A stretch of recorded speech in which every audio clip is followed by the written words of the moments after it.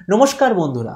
তো আজকের ভিডিওতে আমরা আলোচনা করব জিও ফোন নেক্সট সম্বন্ধে, যেটা হচ্ছে ইন্ডিয়ার মানে শুধু ইন্ডিয়ার নয় পুরো ওয়ার্ল্ডে পুরো সস্তা অ্যান্ড্রয়েড স্মার্টফোন হিসেবে লঞ্চ হবে। আর এই যে স্মার্টফোনটা এটা বলা হয়েছিল যে প্রথমে 10 সেপ্টেম্বর লঞ্চ হবে গণেশ চতুর্থীর দিন, কিন্তু ওই দিন লঞ্চ হয়নি। এর কারণ হলো এই যে স্মার্টফোনটা তৈরি হবে যে ইকুইপমেন্ট অথবা যেটা আমরা বলতে পারি প্রসেসর, সেটার এখন চিপ শর্টেজ চলছে, আপনি তো নিশ্চয়ই জানেন। ওই কারণে ওই দিন স্মার্টফোনটা লঞ্চ হয়নি। কিন্তু নেক্সট কবে লঞ্চ হবে সেটাই এই ভিডিওতে আপনাকে বলবো। আর আপনাকে এটাও বলবো এই স্মার্টফোনটার এক্স্যাক্ট প্রাইস কী হবে আর এক্স্যাক্ট স্পেসিফিকেশন কী হবে, এই সব কিছু সম্বন্ধে ভিডিওতে আপনাকে বলবো। আর ভিডিওটা শুরু করার আপনাকে এটাও বলে দিই, জিও ফোন নেক্সট যখনই লঞ্চ হবে আপনার জন্য এটার আনবক্সিং আর রিভিউ অবশ্যই নিয়ে আসবো, কেননা আমি যেখানে এখন আছি তার এক্স্যাক্ট সামনেই হচ্ছে জিওর অফিসিয়াল স্টোর আছে।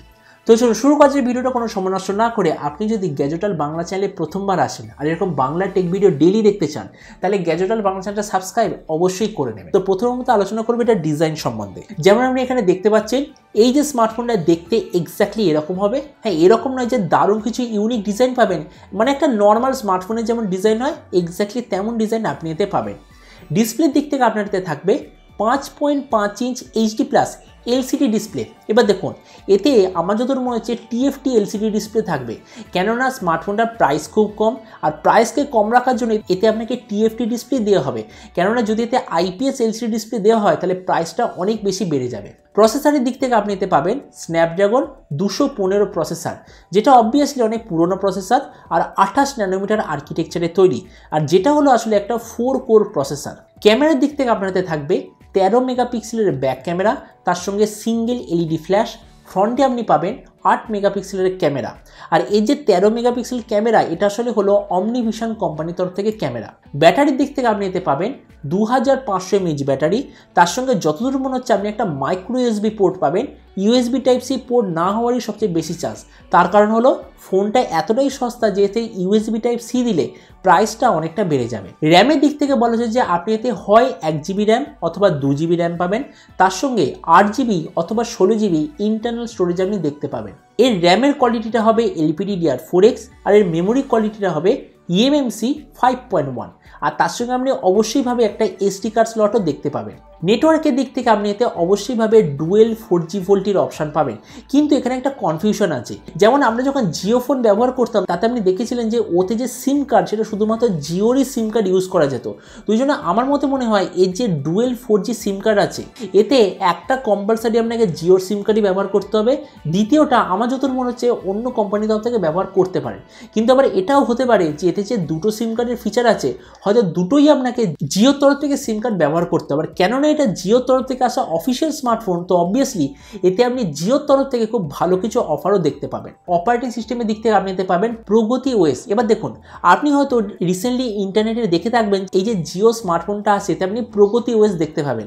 এবার অনেকে ভুল করতে পারে যে প্রগতি OS মানে কোনো নতুন অপারেটিং সিস্টেম, যেমন অ্যান্ড্রয়েড আছে, iOS আছে, উইন্ডোজ আছে, তেমনি এটা একটা নতুন অপারেটিং সিস্টেম, কিন্তু এটা একদমই নয়। যেমন আপনি দেখেছেন নিশ্চয়ই সব কোম্পানি একটা নিজস্ব কাস্টম ইউজার ইন্টারফেস ব্যবহার করে, মানে হচ্ছে আপনার যদি রিয়েলমি স্মার্টফোন থাকে তাহলে ওতে আপনি পাবেন রিয়েলমি OS, শাওমি স্মার্টফোনে পাবেন MIUI, তারপর ইনফিনিক্স অথবা টেকনো স্মার্টফোনে পাবেন XOS অথবা HiOS। এক্স্যাক্টলি সেম জিওর এই ফোনে যে অ্যান্ড্রয়েড সিস্টেমটা থাকবে তার উপরে একটা কাস্টম স্কিন থাকবে যেটার নাম হচ্ছে প্রগতি OS। আর এর যে অরিজিনাল অ্যান্ড্রয়েড ভার্সন সেটা আসলে হবে অ্যান্ড্রয়েড 11-এর গো এডিশন। তো এবার সবচেয়ে মেন জিনিস এই যে জিও ফোন নেক্সটটা আসছে কবে লঞ্চ হবে আর কি দামে লঞ্চ হবে। এবার দেখুন প্রথমে এটা 10 সেপ্টেম্বর মানে গণেশ চতুর্থীর দিন লঞ্চ হওয়ার কথা ছিল, কিন্তু ওই দিন লঞ্চ হয়নি। এবার যে নেক্সট লঞ্চ ডেট বলা হচ্ছে যে সেটা 4 নভেম্বর লঞ্চ হবে। তো এবার এটা প্রাইস, এবার দেখুন আমি এখনো মধ্যে যখন ইনফরমেশন পেয়েছি এই স্মার্টফোনটার প্রাইস ইন্ডিয়াতে শুরু হবে 3000 থেকে 3500 টাকার মধ্যে, তার বেশিটা একদমই হবে না। আর এই দামের মধ্যে এটা আসলে হবে দুনিয়ার সবচেয়ে সস্তা অ্যান্ড্রয়েডওয়ালা স্মার্টফোন। তো এবার সব ভিডিওর মধ্যে এই ভিডিওটা আমি আপনাকে জানাবো এই যে ফোনটা লঞ্চ হতে চলেছে আপনার কি নেওয়া উচিত নাকি না নেওয়া উচিত। এবার দেখুন ইন্ডিয়া এই মুহূর্তে অনেক মানুষ এমন আছে যারা কিপ্যাডওয়ালা ফোন ব্যবহার করে, তারা চাইছে একটা স্মার্টফোনে কনভার্ট হতে, কিন্তু স্মার্টফোনে একটা কনভার্ট হতে গেলে মিনিমাম 6 থেকে 7,000 টাকা খরচা করতে হবে।